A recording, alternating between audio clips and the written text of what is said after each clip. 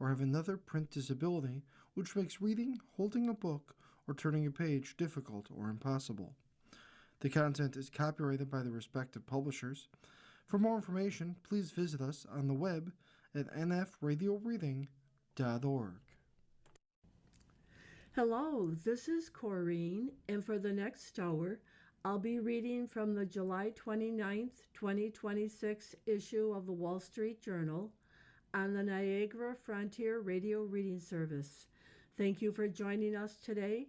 The highlights under business and finance are: Boeing spent another quarter in the red, though its net loss narrowed as it poured more resources into developing new presidential jets and accelerating production of commercial aircraft.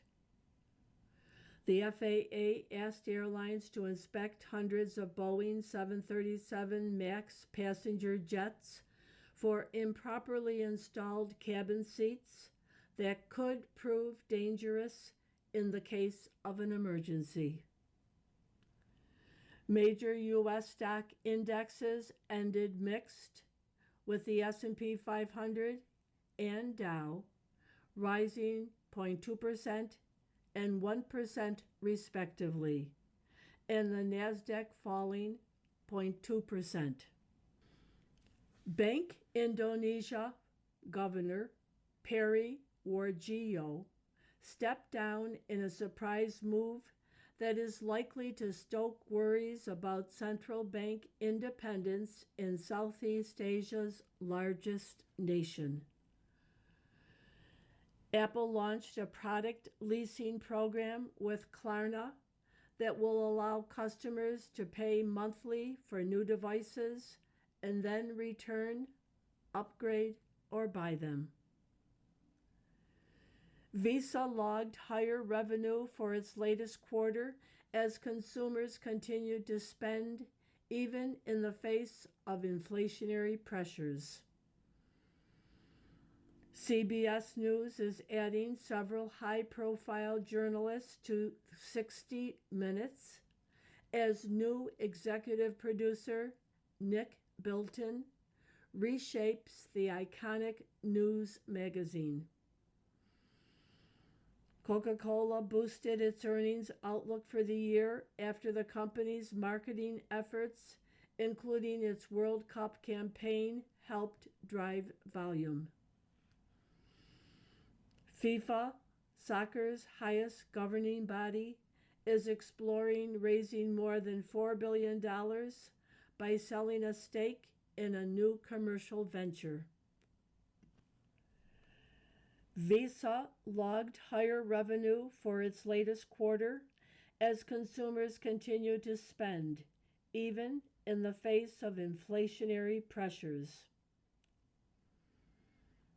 PayPal raised its profitability forecast and signaled an openness to a potential takeover deal if an offer came at the right price. Now for the key articles under the Worldwide section. Iran launched a surprise ballistic missile attack on American forces in Jordan, a violent escalation that piles new pressure on Trump to renew the war in earnest. Trump and Israeli Prime Minister Benjamin Netanyahu met at the White House, navigating a growing rift 5 months after the two launched a war in Iran that has proven far more complex than either imagined. Iran rejected a proposal by Oman, which sits opposite Iran across the Strait of Hormuz, to evenly divide control of the waterway. The Senate confirmed Jay Clayton as Director of National Intelligence, placing a top federal prosecutors at the helm of an agency that underwent staff cuts in recent weeks. The Trump administration plans to end a subsidy program that helped hold down premiums for Medicare drug plans, potentially leaving many seniors to face higher rates for prescription coverage next year. Rescue operations were underway and more than 200,000 people were given evacuation orders after a 6.8 magnitude earthquake struck southern Japan. A cabinet secretary, Trump's niece, and an Oscar-nominated director are among the potential targets of New York City Mayor Zohran Mamdani's tax on luxury second homes. A teenager who committed a deadly mass shooting at a high school in Winder, Georgia in 2024 was sentenced to life in prison without the possibility of parole. The Trump administration proposed a way for space companies to skip environmental reviews as the U.S. prepares for a surge in launches in coming years. Confirmed cases in Congo's Ebola outbreak reached 3,262, the country's Ministry of Health said, nearly the number of those tallied in a 2018-20 outbreak. South Korean authorities ordered civilians to evacuate after a suspected white phosphorus leak at a U.S. military base near Seoul. The picture on today's front page shows President Trump and other dignitaries attending a funeral, and that caption reads, Tributes. President Donald Trump, Vice President J.D. Vance, and members of the cabinet attend the funeral Tuesday for Senator Lindsey Graham at Washington National Cathedral. The South Carolina Republican, a top advisor to Trump on foreign affairs, died July 11th. And that headline, Graham praised as American original. The article, Capitol pays last respects to Graham. Political leaders from Washington and the world bid farewell to Senator. By Maya Davis, Siobhan Hughes, and Richard Rubin. Washington. President Trump called the late Senator Lindsey Graham a respected statesman, giant of the U.S. Senate, and true American original. In a speech eulogizing the influential lawmaker at a funeral at the Washington National Cathedral on Tuesday afternoon. For more than 30 years, nothing of consequence happened in this Capitol without Lindsey Graham knowing about it. No bill became law without Lindsey Graham having a say in it, said Trump. He was a man who gave America the full measure of his good and mighty heart until that heart itself just gave out. There was nobody truly like Lindsey Graham, Trump said. Graham, a South Carolina Republican who was a top advisor to Trump on foreign affairs, is being laid to rest this week.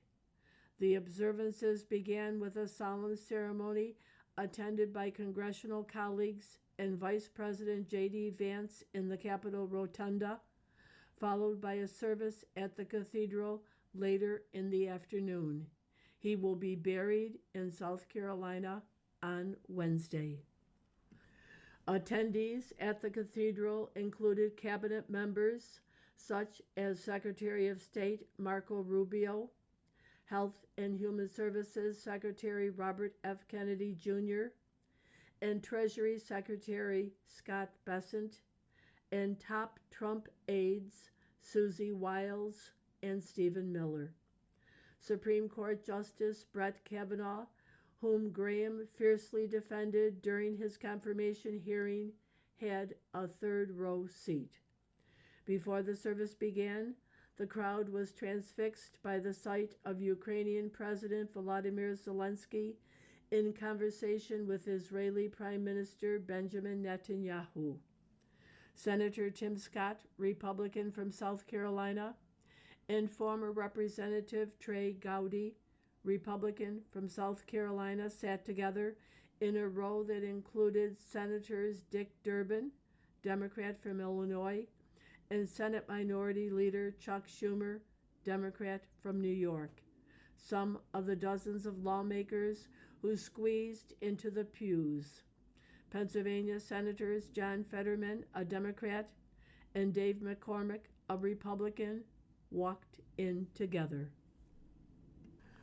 While Democrats have heavily criticized Graham and Trump over the Iran war, many had been partners with Graham over the years, traveling on foreign trips with him, or, in the case of Durbin, attempting to strike deals on immigration policy. During his speech, Trump also acknowledged that he and Graham had once been political rivals in the 2016 presidential race. Lindsay and I did not exactly get off to the best of starts running against each other, Trump said. He then recalled a stunt in which he gave out Graham's personal cell phone number during a 2015 campaign appearance. The president proceeded to read the number again Tuesday, to laughter in the cathedral. If anyone wants to give it a shot, the president said. Trump also reiterated his support for Senator Darlene Graham, whom the president endorsed to serve out the late senator's term, and then urged to run for a full 6-year term. Darlene Graham was seated in the front row. I have no doubt that he's looking down today, beaming with pride that his sister's a senator, Trump said. Fox News host Sean Hannity followed Trump with his own remarks praising Graham and referenced Graham's efforts to push Trump to confront Iran, while calling for the U.S. and allies to finish the job. Lindsay had moral clarity, Hannity said. There can be no path to peace until evil is defeated. Other articles from the front page follow.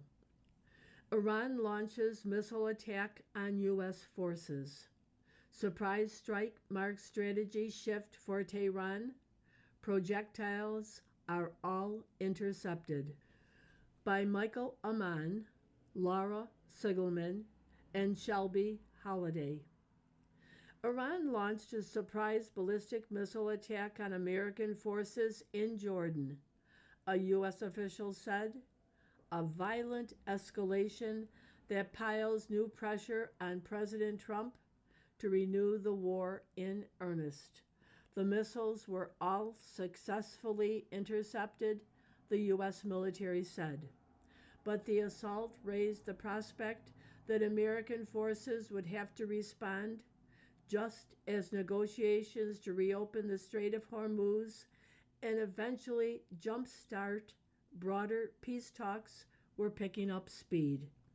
The assault marked a shift for Iran, which until now has generally fired on U.S. forces in retaliation for American airstrikes on its own territory. With the unprompted missile attack, Iran showed it is willing to take the fight to the U.S. on its own terms in an attempt to force Trump's hand. Shortly after the Iranian strikes on Jordan, the U.S. military announced that U.S. and Saudi jet fighters had launched strikes in Iraq on Tuesday against Iran-backed groups that the Islamic Revolutionary Guard Corps had previously directed to attack American troops and Saudi energy infrastructure. Those attacks against U.S. forces weren't successful, U.S. Central Command said. Hours before Iran's barrage, Trump said Tuesday the U.S. would restart strikes against Iran if a ceasefire deal couldn't be reached. They know I'm going to do that if they don't make a deal, he told Fox and Friends on Tuesday. The bridges are going to be gone, literally in less than, I would say, in 2 hours. Most of the bridges, the major bridges, will all be gone, and the power plants in 1 day, he said. He said that Iran had agreed to give up its nuclear weapons ambitions, but needed to make it formal, he said. I just want, very simply, they cannot have a nuclear weapon. Very simple, and they've agreed to that.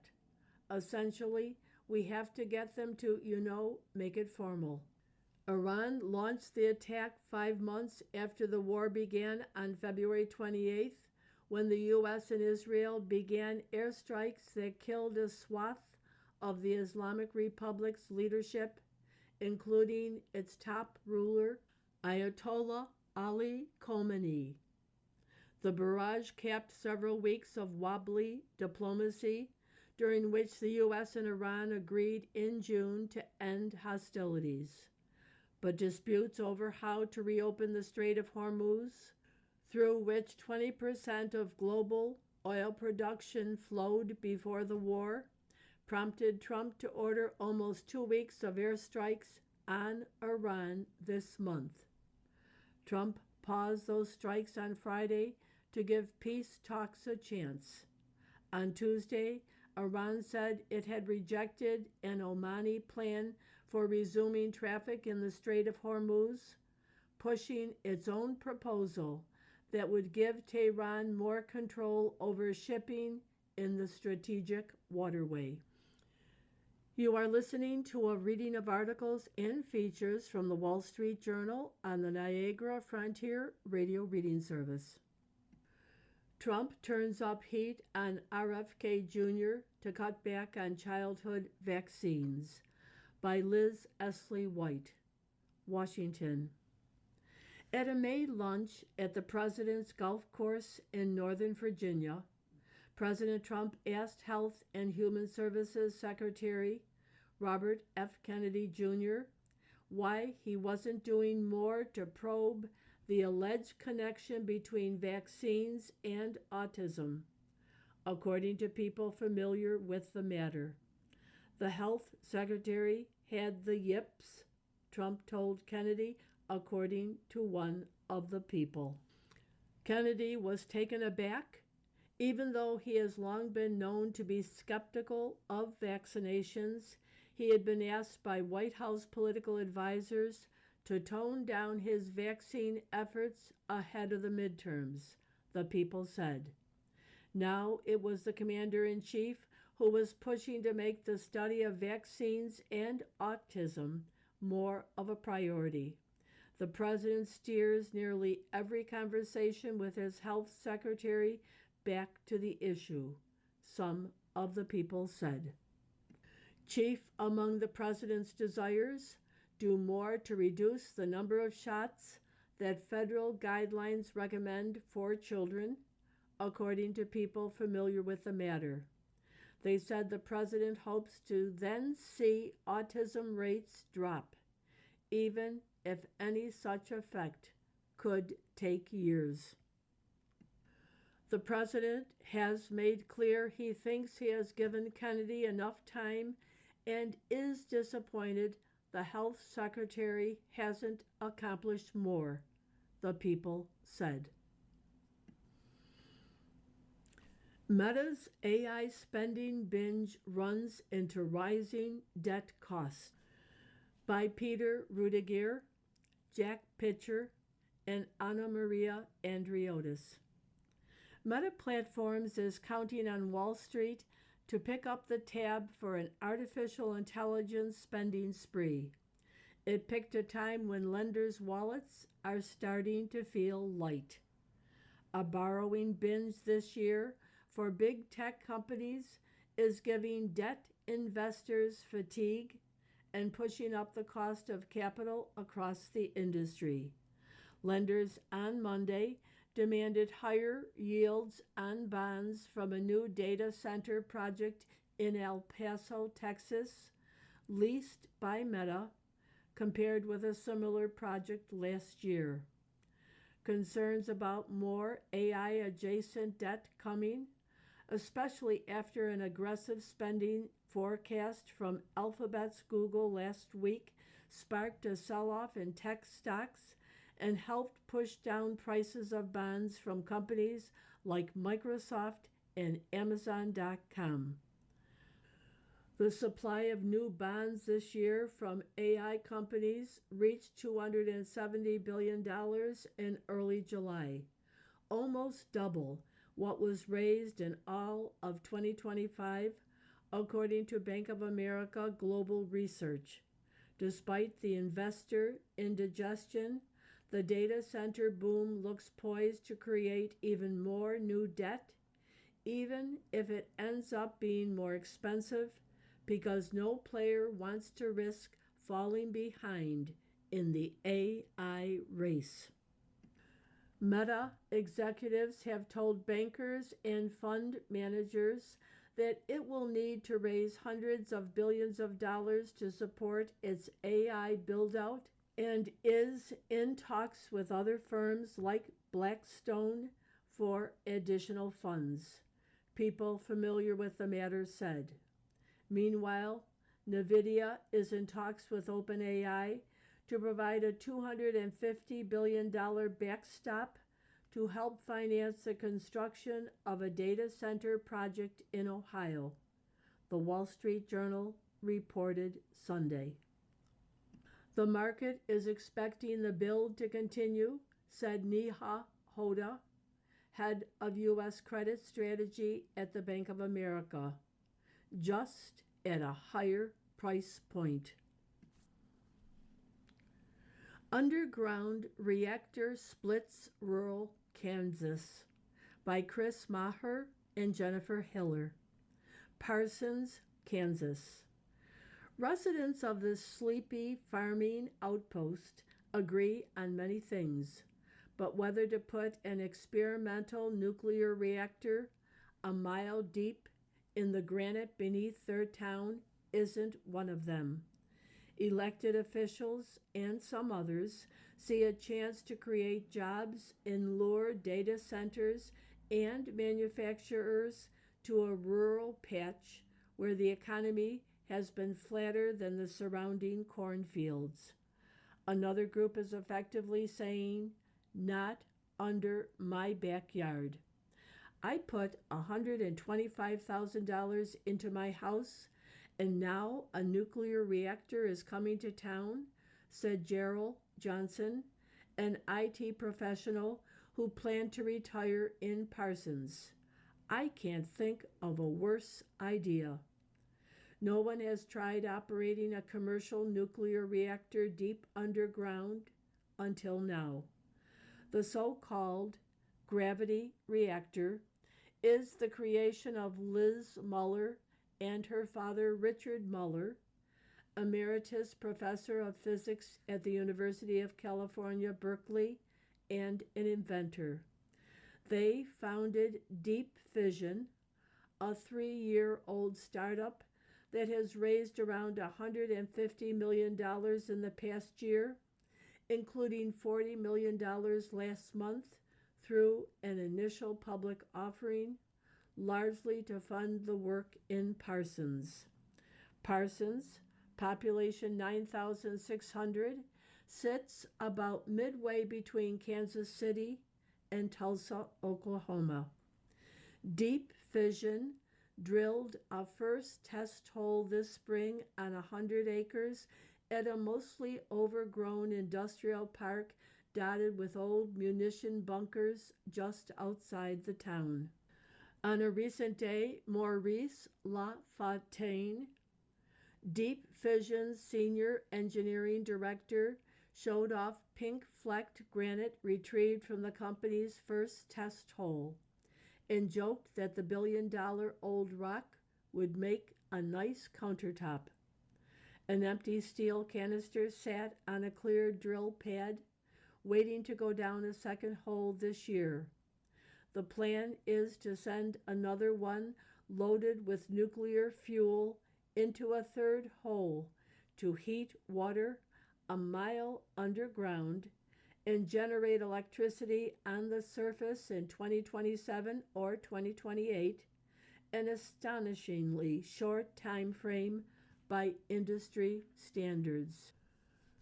The project is riding momentum from the Trump administration's efforts to usher in a nuclear renaissance by streamlining regulations and offering the industry billions of dollars in loans and fuel supply chain investments. Executive orders President Trump signed last year aimed to quadruple America's nuclear power generation by 2050, a steep climb given that construction in the industry has slowed to a crawl for the last 3 decades. Nuclear generates about a fifth of U.S. electricity. The renewed interest comes amid soaring electricity demand, much of it driven by data centers for artificial intelligence. Deep Fission's project is one of 11 in an Energy Department pilot program designed to build and test small, advanced reactors to pave the way for commercial use. Participating companies can construct reactors outside a traditional national laboratory setting and use expedited procedures for environmental reviews. It's allowing us to develop a first reactor within a time frame that had been unthinkable previously, said Liz Muller, Deep Fission's chief executive. Leaving the front page for other articles, Medicare drug plan subsidy will end, by Anna Wild Matthews. The Trump administration plans to end a subsidy program that helped hold down premiums for Medicare drug plans, a move that could leave many seniors facing higher rates for their prescription coverage next year. The move will eliminate a program that is giving insurance companies an estimated $3.6 billion in subsidies this year to blunt increases in premiums for the Medicare prescription plans known as Part D. The program will end after 2026, according to administration officials. High drug costs are a perennial issue, especially for seniors on fixed incomes, and healthcare affordability is expected to be a focus in the midterm elections. Roughly 25 million people have Part D plans, and they will learn about their 2027 rates in the fall. A Trump administration official said the extra subsidies encouraged insurers to raise rates, knowing the government would pick up the extra cost. He said the subsidies weren't needed, and other policies that help hold down Part D costs also remain in place. We are stabilizing the market, so this bailout is no longer needed, said Mehmet Oz, the administrator of the Centers for Medicare and Medicaid Services, in a posting on social media. Apple launches Klarna leasing program, by Joseph Diavilla.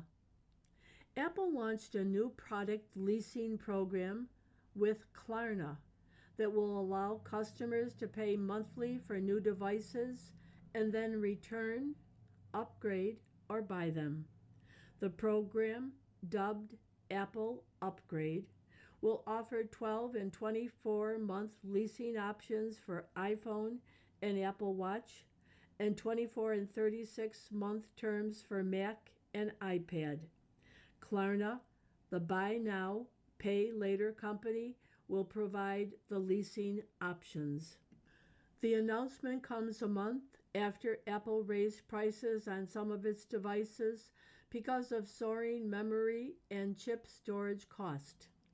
Leasing program prices start at $17.99 a month for iPhone, $11.99 for Apple Watch, $24.99 for Mac, and $11.99 for iPad, Apple said Tuesday. At the end of the lease agreement, customers can return the product, get an upgrade, or buy the product for a one-time fee. You are listening to a reading of articles and features from the Wall Street Journal on the Niagara Frontier Radio Reading Service. From the editorial page, the Lindsey Graham example. Will anyone take his place as an advocate for U.S. principles abroad? Tuesday's memorial ceremonies for Senator Lindsey Graham were a rare moment of amity in today's bitter politics of Washington. The South Carolina Republican was celebrated for his sense of humor, his bipartisan engagement, and for being at the center of the political action. For more than 30 years, nothing of consequence happened in this Capitol without Lindsey Graham knowing about it.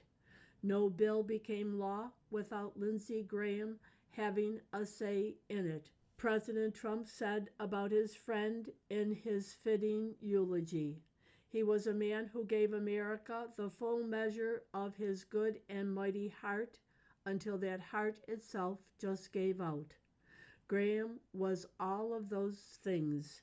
He was, in that sense, a politician in the best sense of the word, engaged in the debates of the day, passionate in making a difference with the power he had.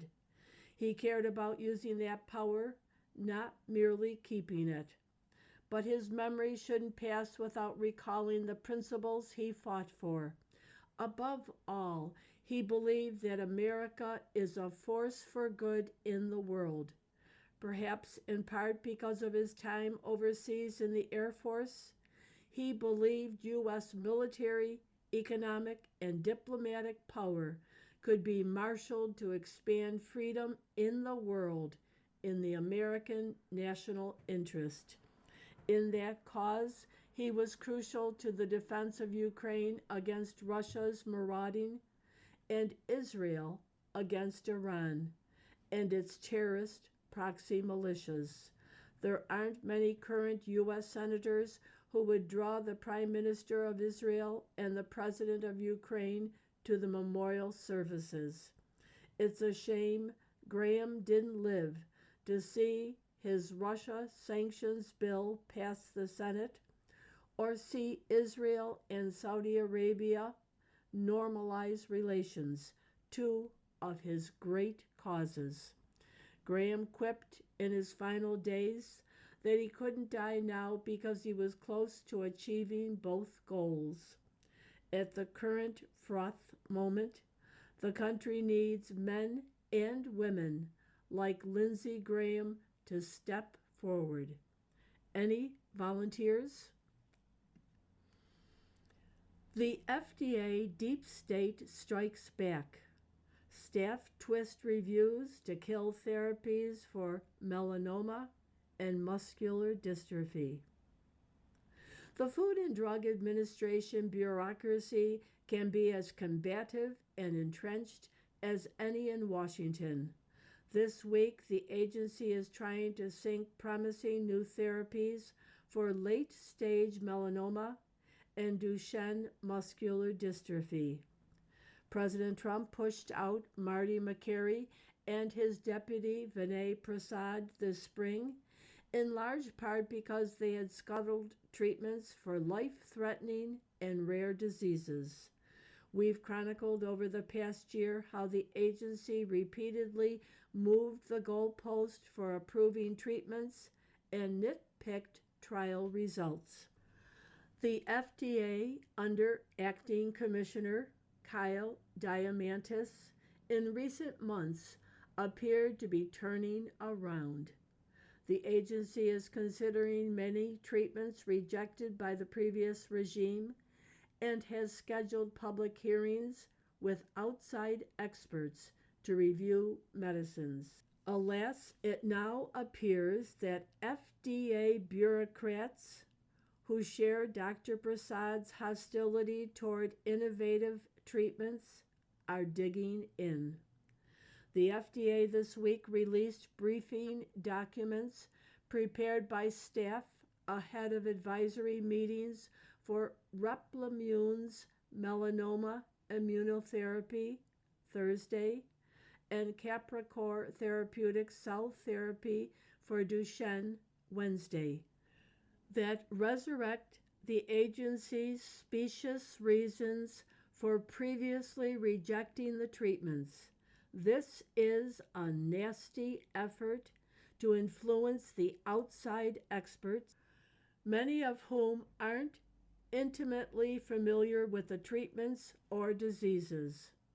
Consider Replimune's RP1, which the agency's original review panel recommended for approval after its trial showed that a third of metastatic patients who received the treatment after the cancer progressed on other immunotherapies went into remission. Tumors vanished in 1 of 6. Melanoma specialists heralded the results as unprecedented. Yet Dr. Prasad overruled the staff. When his rejection sparked an uproar among patients and physicians, he selected a new staff panel for political cover. No surprise, the panel agreed with him and concocted pretexts to kill the treatment. For instance, the staff opined that many biopsies had zapped the tumors. If only biopsies had such miraculous effects.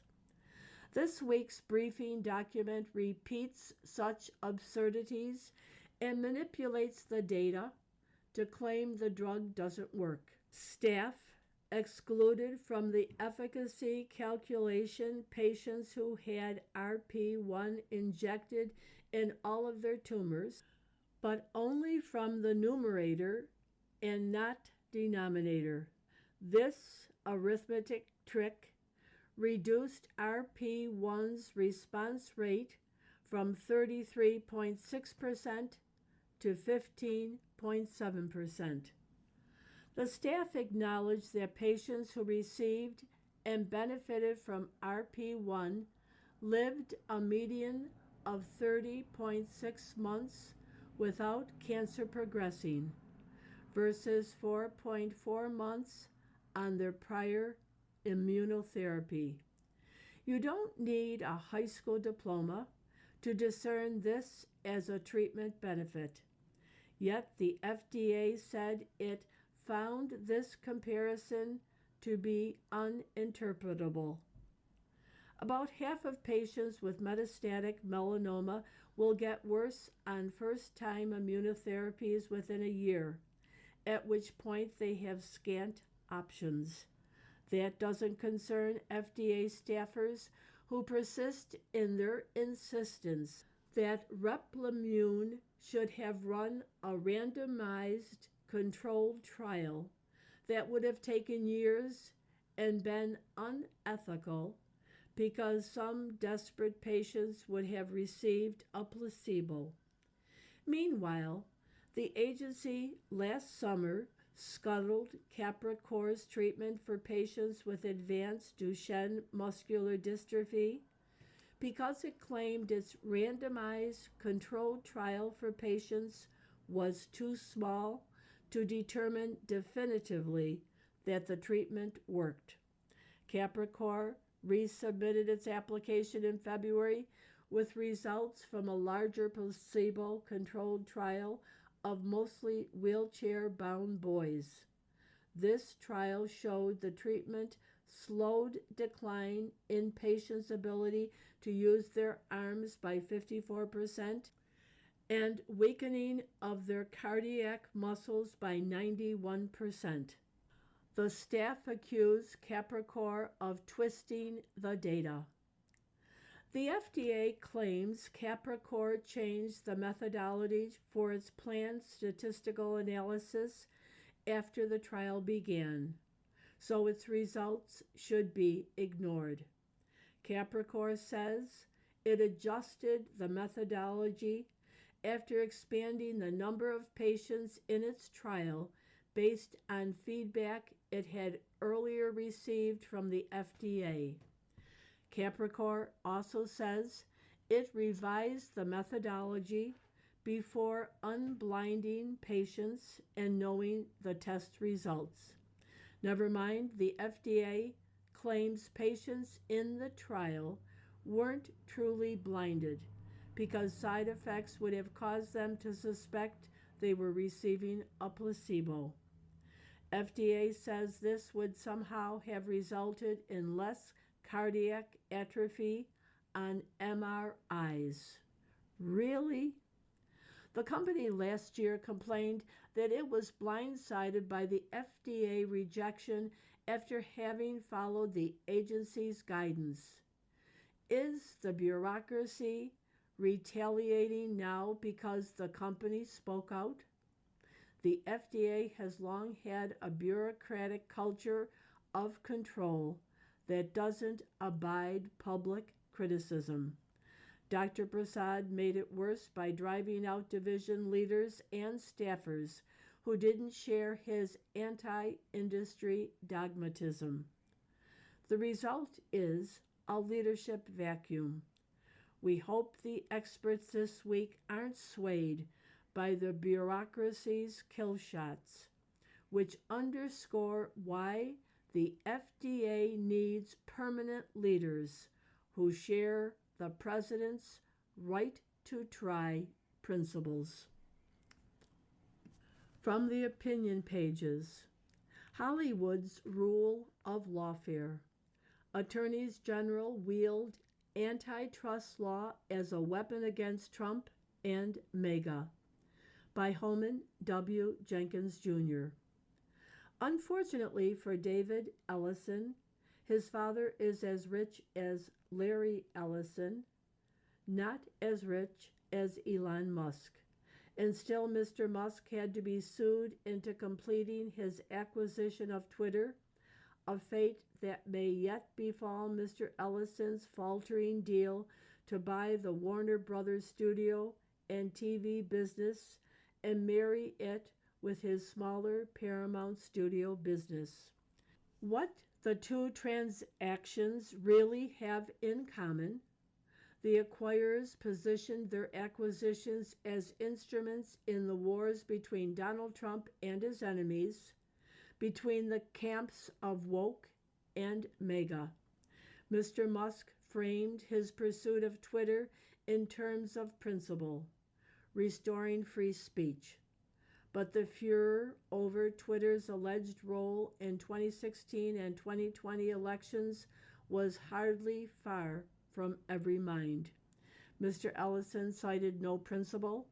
He played up his connections to the Trump administration in a politicized appeal to Warner shareholders. They'd get a quicker, surer payout than if they went with rival bidder Netflix. He underlined his bona fides by remaking CBS News in a less woke direction. He hired Makan Delrahim, the antitrust chief who sandbagged a deal for the same assets. The buyer then was AT&T under the first Trump administration. The courts would eventually toss Mr. Delrahim's bogus case, but not before the delay helped torpedo AT&T's business strategy. Message to Warner shareholders: go with Netflix and expect the same. All this isn't only grotesque in an America where you would hope regulatory approvals would be granted or denied on the merits. In a large irony, Mr. Delrahim's disingenuous antitrust claims, which essentially pretended away the streaming revolution, have resurfaced even more idiotically 9 years later, to sandbag the deal he now champions. The reason is a play by 12 Democratic state attorneys general to thwart Warner Paramount after it was approved by competition authorities in every relevant market in the world. On one level, yes, what goes around has come around.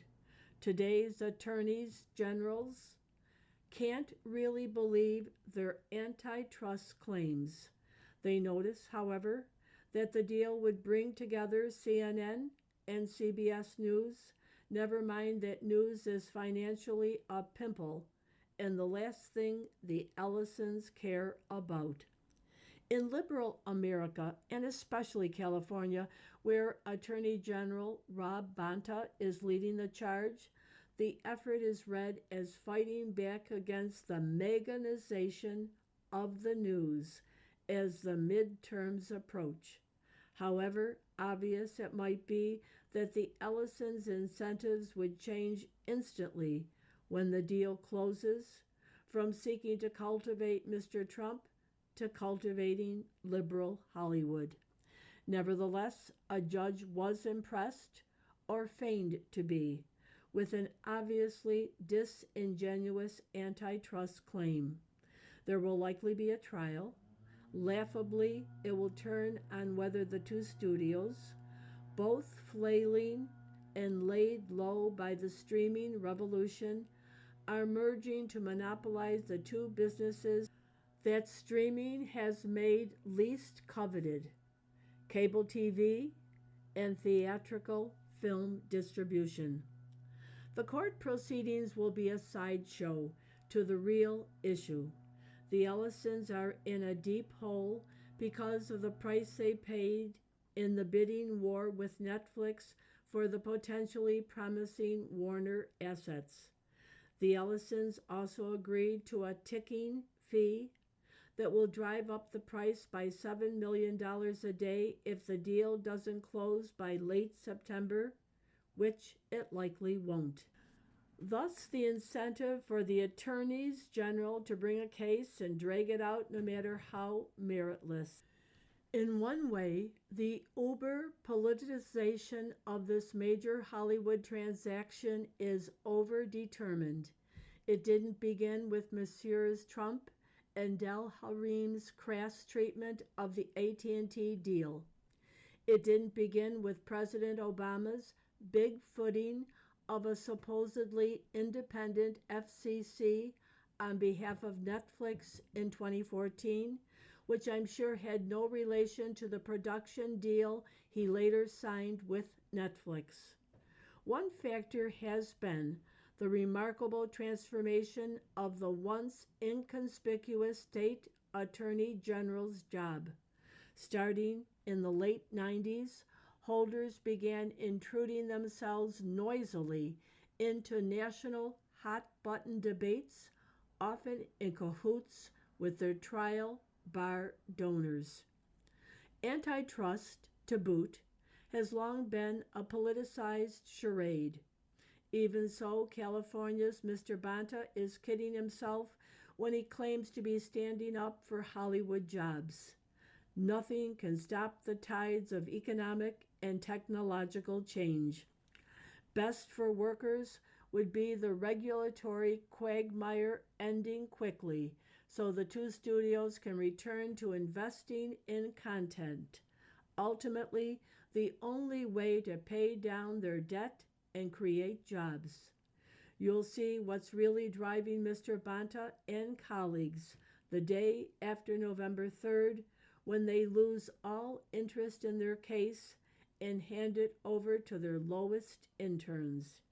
Here's one reason to regret an eroding rule of law: puny, short-term interest inserting themselves to undermine long-term risk-taking, which the Ellison deal certainly represents, and then some, as did the AT&T deal before it.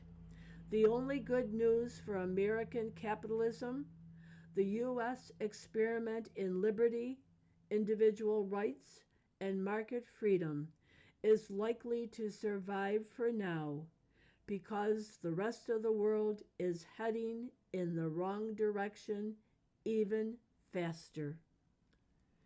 You are listening to a reading of articles and features from the Wall Street Journal on the Niagara Frontier Radio Reading Service. The answer to academic achievement gap is obvious, by Jason L. Riley. Don't let anyone convince you that we don't know how to shrink America's persistent academic achievement gap. The solutions are staring right at us. The issue isn't know-how, it's a lack of political will.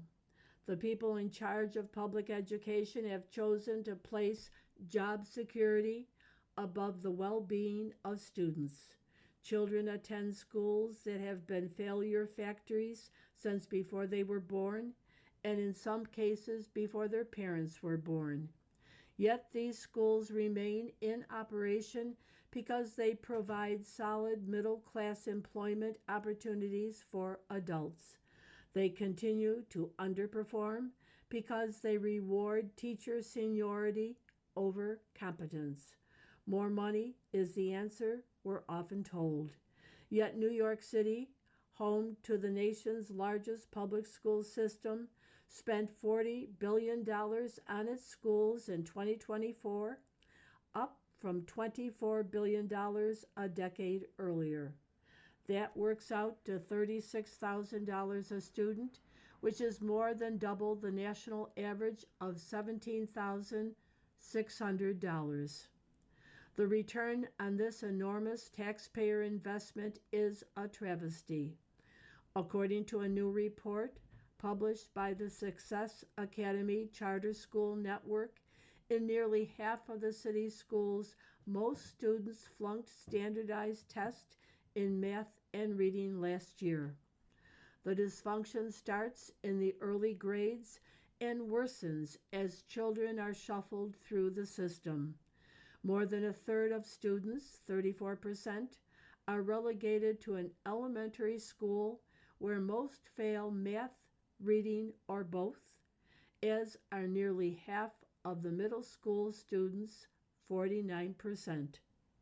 Later, 62% attend a high school where a majority of children can't pass a Regents exam in math or reading.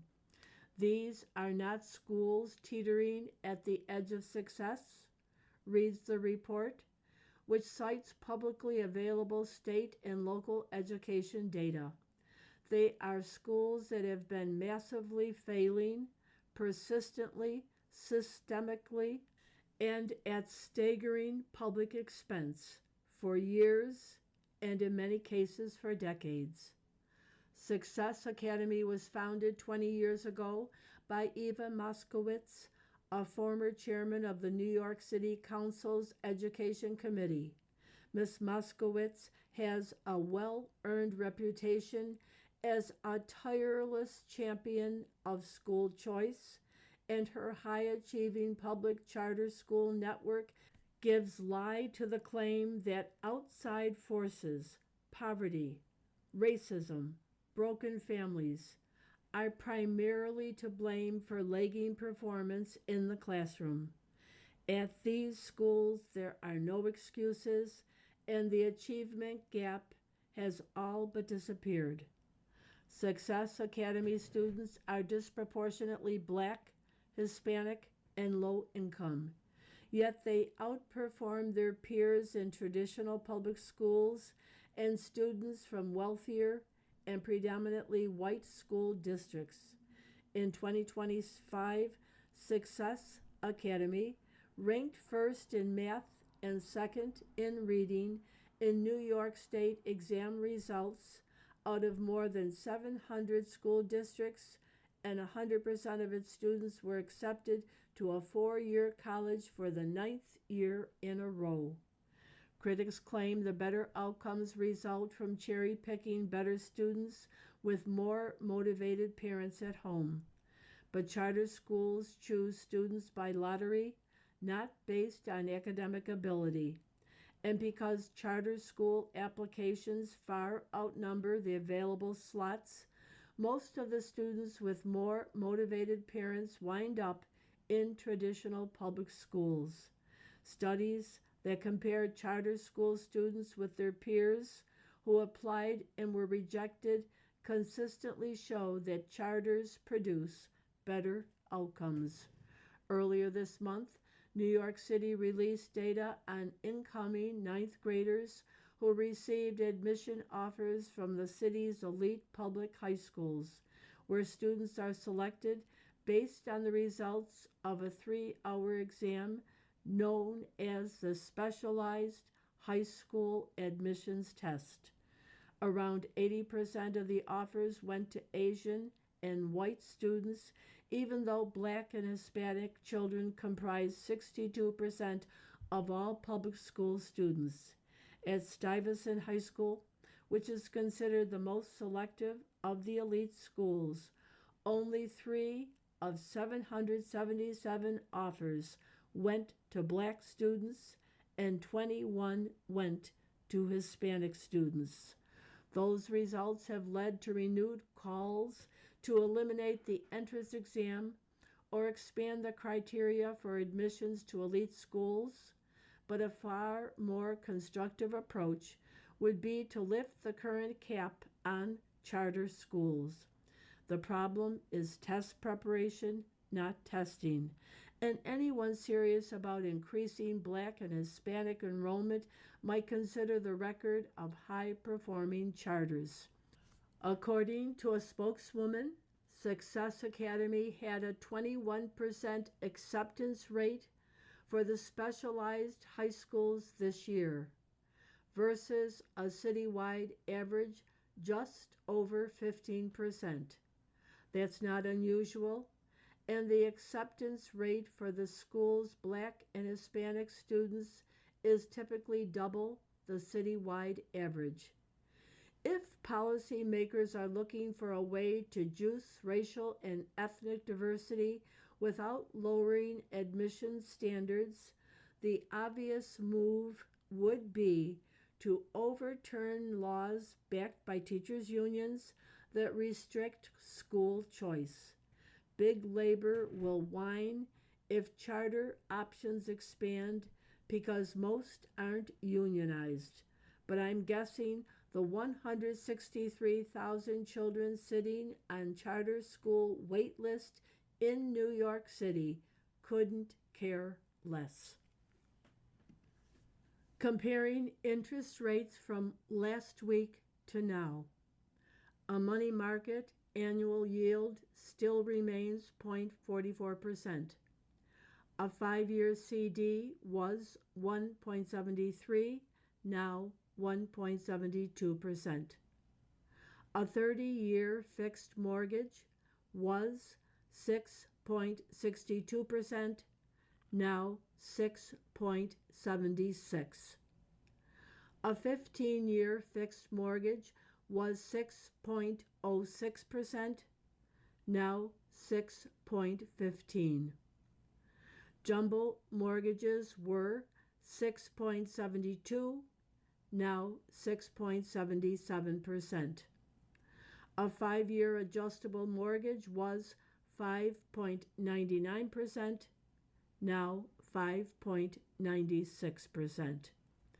A new car loan, 48 months, was 6.96%, now 6.97%. You've been listening to the July 29th issue of the Wall Street Journal, read by